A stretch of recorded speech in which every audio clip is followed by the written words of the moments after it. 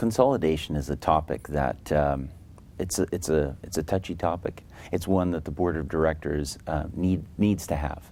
What are we prepared to give up in order to make our realtors and our community more effective to the consumer? Would we be prepared to give up our name? Would we be prepared to give up, if it was in fact our building? Would we be able to be prepared to give up some things that we hold necessarily dear and true in order to get to that next step? Because I think that's the first question you have to ask yourself.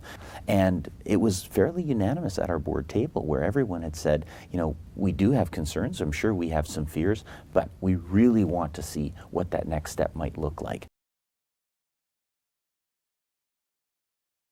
Everyone is looking to try to be more professional, and how do we get there? One of the conduits for that is better education. We're looking at transformative education and saying we need to understand what the strategy is. Check, we understand that.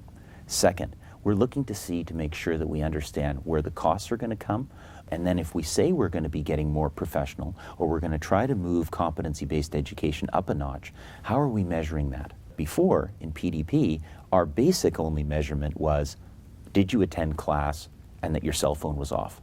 And in order for us to move the bar higher, we have to have some other types of measurements. And that was the position of our board that we're going to be taking to BCRDA.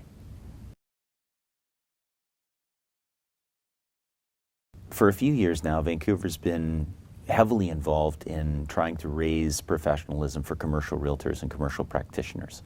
And so coming from the commercial division, there was a recommendation which said, in order for us to actually now move to the next step, to actually allow members to have further competency, we need to really look at what the feasibility is. So we've approved $150,000 and was reapproved last meeting so that we can go out and conduct this feasibility and look at perhaps a regional model. Look at something where the BC Commercial Council might get larger in participation with other boards into a BC Alberta or Western Canada model, where now we might have 3,000 practitioners or 2,500 practitioners, where now real services can be delivered.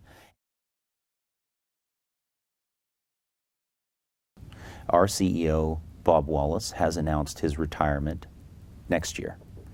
So that's a fairly big transition for our board. And so the Succession Planning Committee, who's chaired by Dave Peerless, has gone forward now and looked at both an internal and an external selection process to really try to find best possible candidates and to make sure that we as a board have looked at every possibility for the next CEO.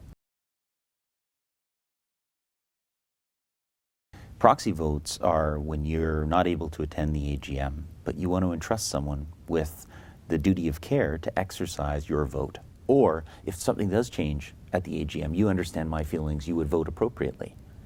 And so we looked at what best practices were, and the governance committee came back with a recommendation to register proxy votes 1 business day prior to the AGM. And so that is what the board of directors approved.